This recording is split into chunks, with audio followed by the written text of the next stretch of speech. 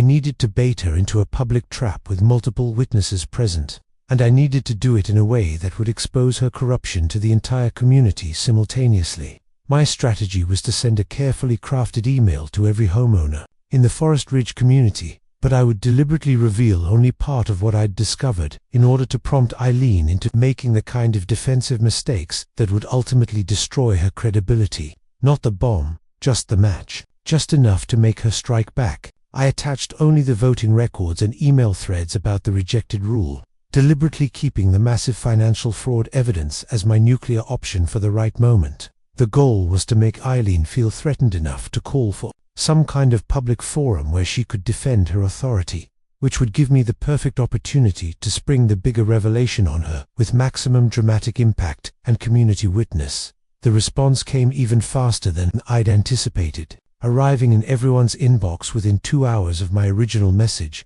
She called me a liar, a danger to property values, claimed I bullied elderly women, classic misdirection. Eileen's counterattack was a masterpiece of manipulation and character assassination that revealed just how threatened she felt by my simple documentation of facts.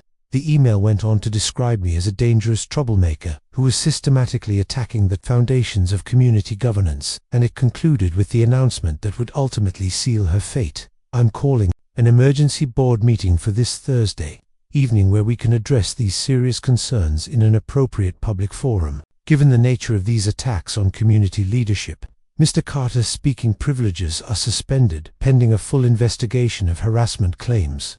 Only board-approved representatives will be permitted to address his concerns on his behalf. For a moment, I felt like Eileen had just executed a perfect chess move that would leave me unable to defend myself or present my evidence when it mattered most. How could I expose her fraud if I wasn't allowed to speak at the very meeting where the Potter community would be deciding whether to trust her or believe my documentation?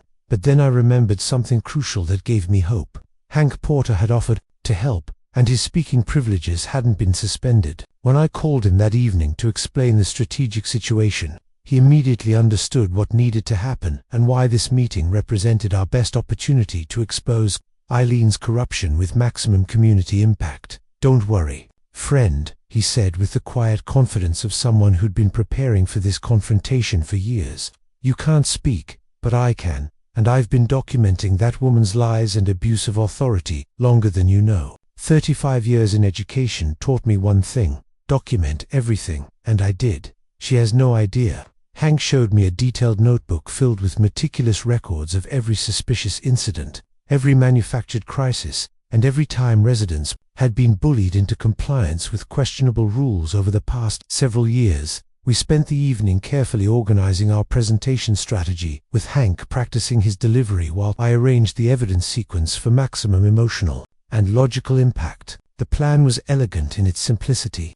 Hank would present the fake rule evidence first, establishing Eileen's pattern of deception, and then I would be allowed to respond under the 3-minute exception rule, giving me the perfect opportunity to reveal the financial fraud with devastating impact. But just as we were finishing our preparation session, my phone buzzed with another anonymous text message that made my blood run cold. One message: "Cancel or I spill your past." My stomach dropped, not because she found it, but because I hadn't buried it deeper. I stared at the message, my heart pounding, as I realized that Eileen had somehow discovered something from my early career that I'd never told anyone about.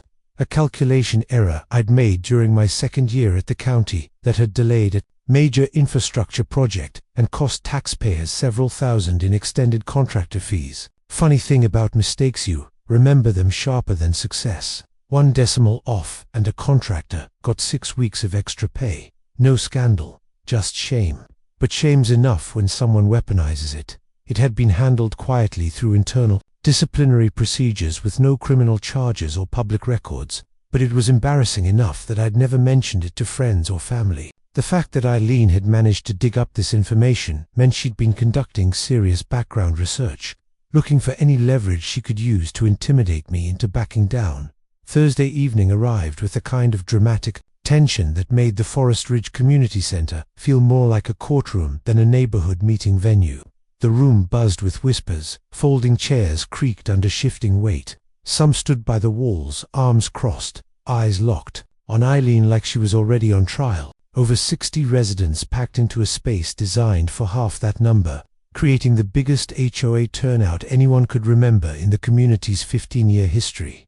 Eileen had arrived early and positioned herself at the main table like a queen, preparing to hold court, surrounded by stacks of official documents, legal binders, and the kind of bureaucratic props designed to project unquestionable authority. Meanwhile, I found myself relegated to the back row, like an accused criminal, awaiting judgment, feeling the weight of suspicious glances from neighbors who'd been told I was a dangerous troublemaker, threatening their property values and community safety. The contrast in our positions was deliberate and theatrical, designed to make everyone in the room understand exactly who held power and who was challenging it. She smiled like a kindergarten teacher reading a fairy tale.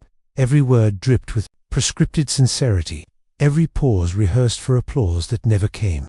My fellow neighbors and friends, she began with practiced warmth that made people feel like they were part of something important and worth protecting. I've had the honor of serving this wonderful community faithfully for 8 years, working tirelessly to protect your property values, ensure everyone's safety, and maintain the high standards that make Forest Ridge such a special place to call home. She gestured toward the assembled crowd with the kind of inclusive warmth that made people feel like they were a part of something important.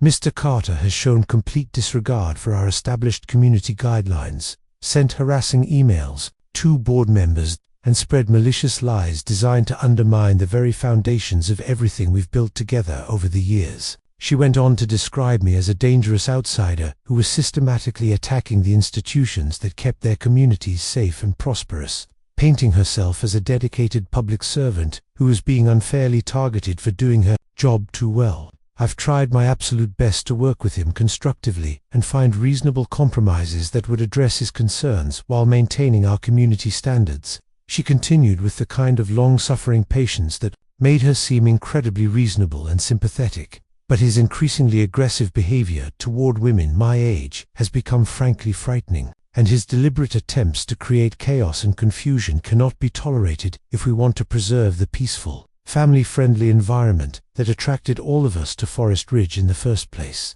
Several residents nodded sympathetically as she spoke, clearly buying into her narrative of being an innocent victim of my unreasonable behavior. When Hank requested speaking time as a concerned long-term resident with important information for the community, the room's energy shifted noticeably as people prepared to hear what they assumed would be either support for Eileen or additional criticism of my behavior. But Hank had been waiting years for this moment, and he approached the podium with the methodical precision of someone who'd spent decades educating teenagers and knew exactly how to present complex information in ways that would be impossible to ignore or dismiss. Friends and neighbors, he began with the quiet authority that comes from genuine respect rather than manufactured fear.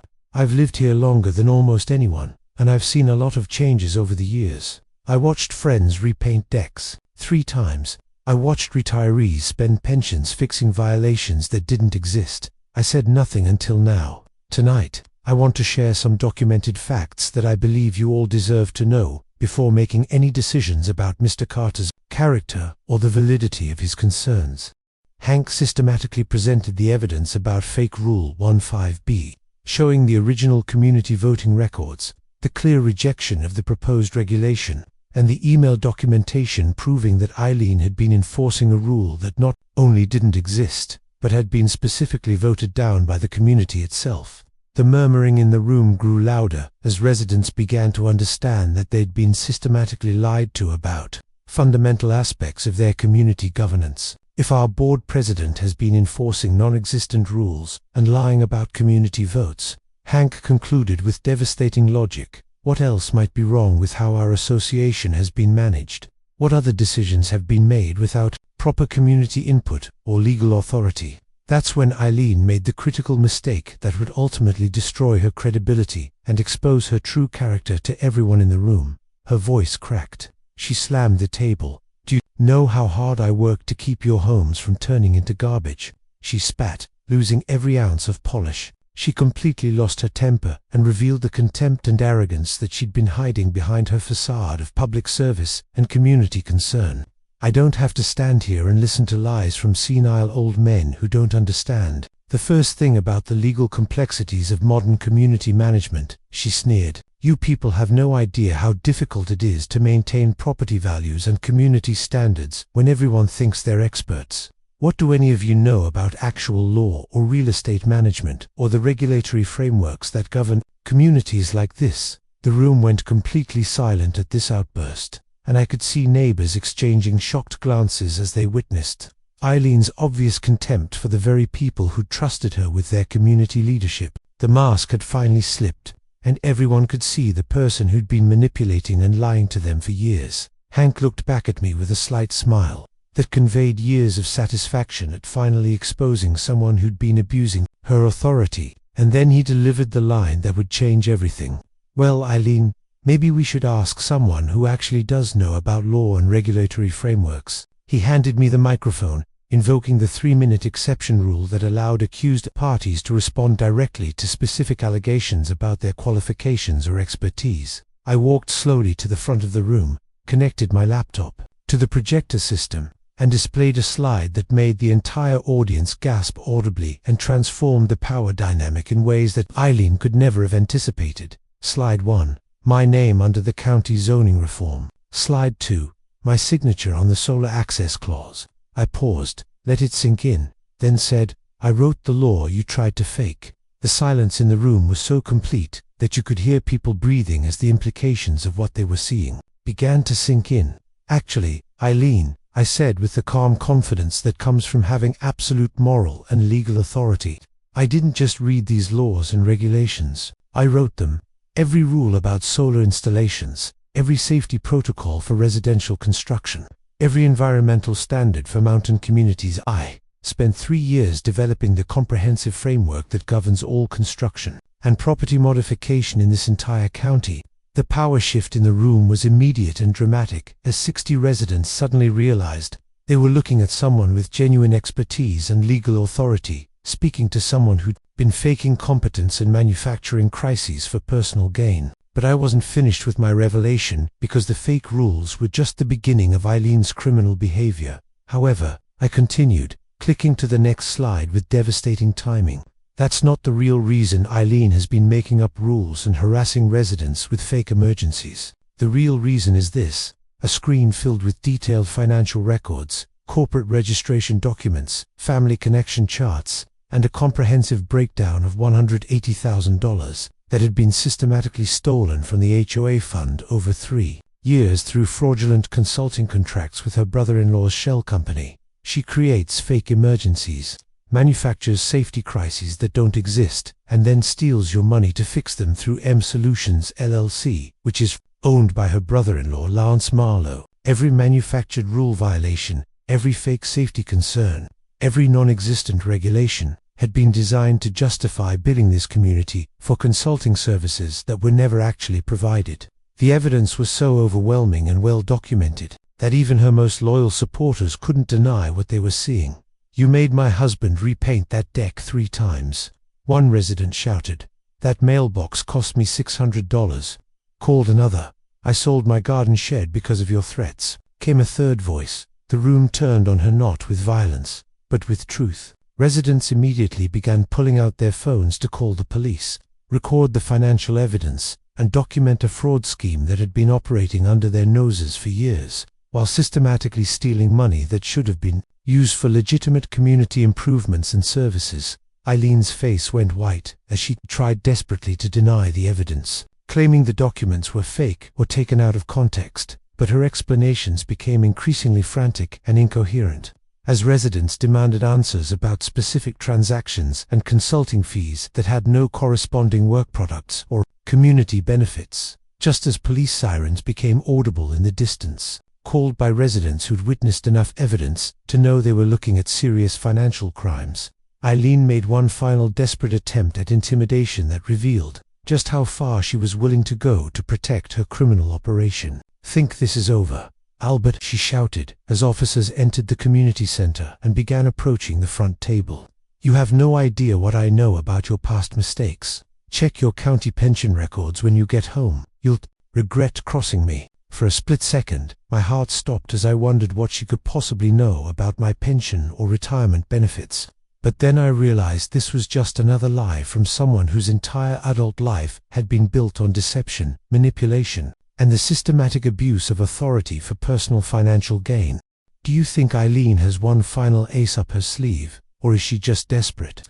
Type final twist or empty threat to let me know what you think. The aftermath of that explosive confrontation unfolded with the kind of swift, decisive justice that you rarely see in real life, but always hope will happen when corruption is finally exposed to the light. Within 15 minutes of my presentation ending, police officers had taken Eileen into custody based on the financial evidence, witness testimony, and what appeared to be a clear case of systematic fraud involving public funds and abuse of fiduciary responsibility. Her brother-in-law's consulting company had its bank accounts frozen that same evening, and by the end of the week, the county district attorney had opened a formal investigation into HOA fraud that would eventually become a model case study for prosecuting homeowners association corruption throughout the state. The speed of the legal response was particularly satisfying because it demonstrated that when you have solid documentation and clear evidence of criminal behavior, the system actually can work the way it's supposed to work.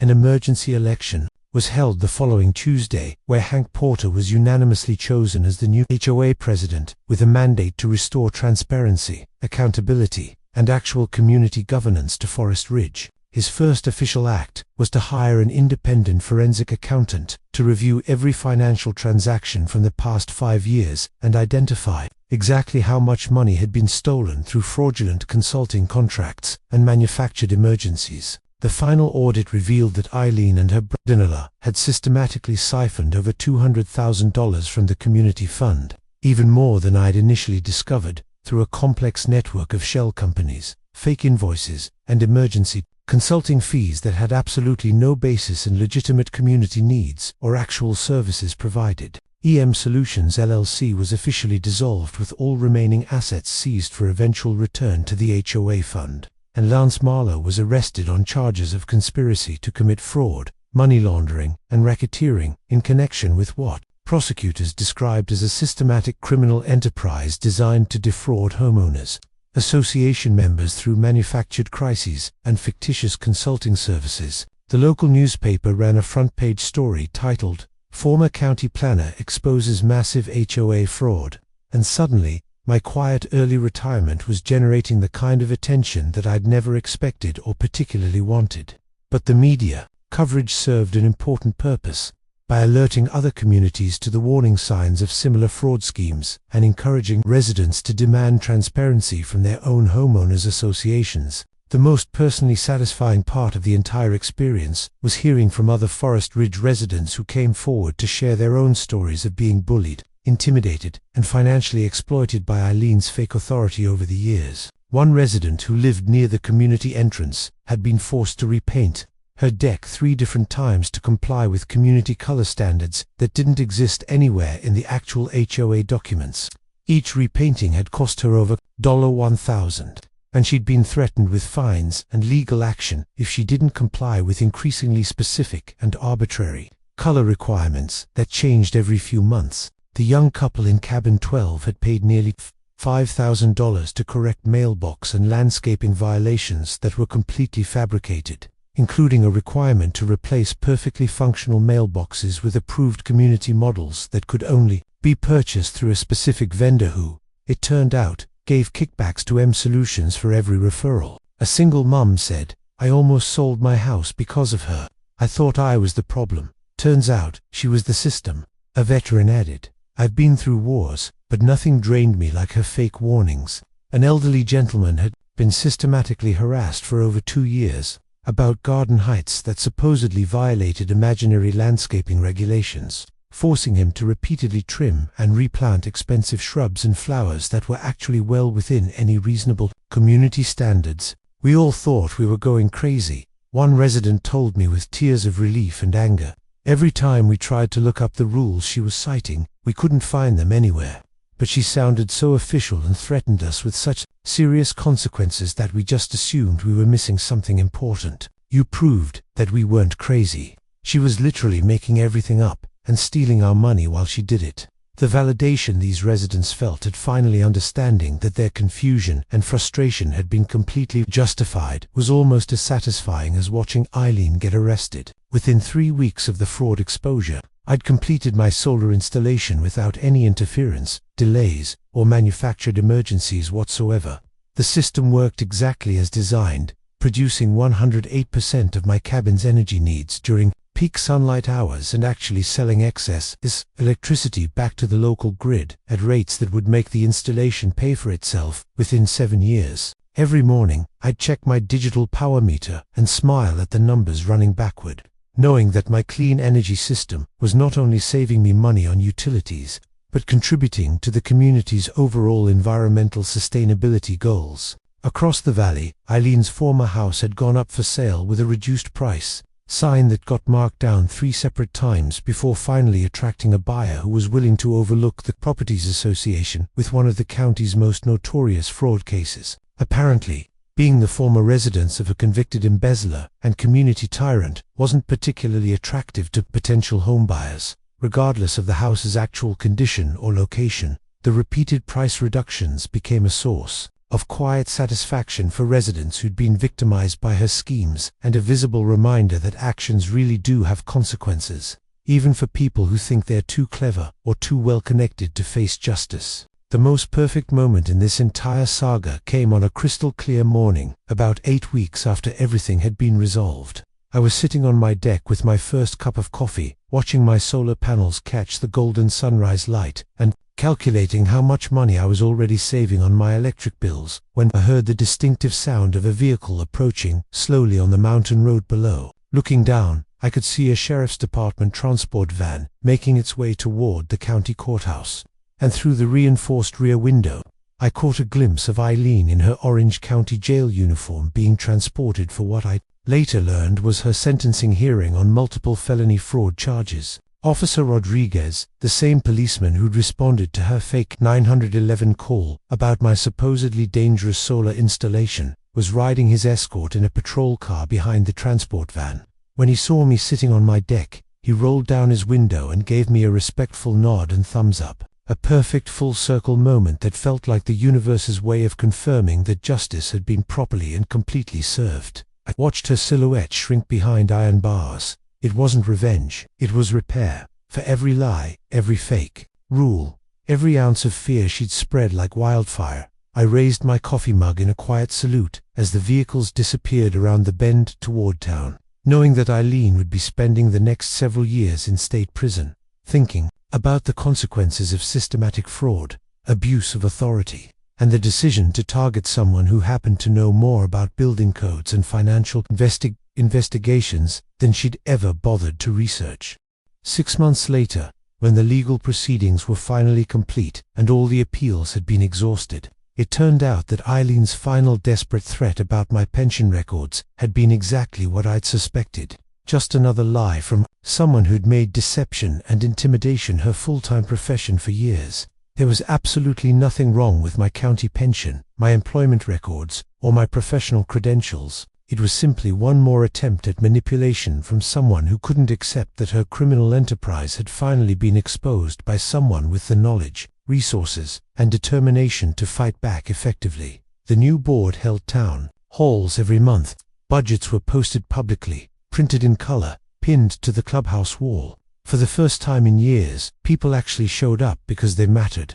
Under Hank's leadership, the Forest Ridge Homeowners Association became a model community with completely transparent finances, democratically approved rules that actually existed in writing, and genuine respect for residents' rights and property ownership. I accepted the position of unofficial legal and regulatory consultant, helping to ensure that all future community decisions would be based on actual laws, legitimate authority, and the kind of honest governance that homeowners associations are supposed to provide. My solar installation continues to operate at peak efficiency. My mountain views remain as spectacular as ever, and every morning I wake up grateful that I decided to fight systematic corruption instead of quietly accepting it and hoping someone else would solve the problem. The final irony of this entire experience is that Eileen's desperate attempts to stop my legal, permitted, and environmentally responsible solar installation ended up exposing a fraud scheme that had been stealing from the community for years and destroying the trust that should exist between HOA leadership and the residents they're supposed to serve. Sometimes when you stand up to bullies and demand accountability from people who abuse their authority, you discover that the problem is much bigger than you initially realized. And sometimes, against all odds and despite all the cynicism in the modern world, the good guys really do win in the end. And that's the end of our story. If you enjoyed watching me take down this corrupt HOA president and expose a massive fraud scheme, hit that like button and let me know in the comments. What's the worst HOA horror story you've ever heard or experienced? I read every single comment, and I'd love to hear about other communities where residents have had to fight back against manufactured authority and systematic abuse. Remember, knowledge is power, documentation is everything, and sometimes the best defense against corruption is simply refusing to be intimidated by people who think a clipboard and official letterhead make them untouchable. QA Stories thanks you for hanging out today. Don't forget to binge a few more. Trust us, you'll be hooked.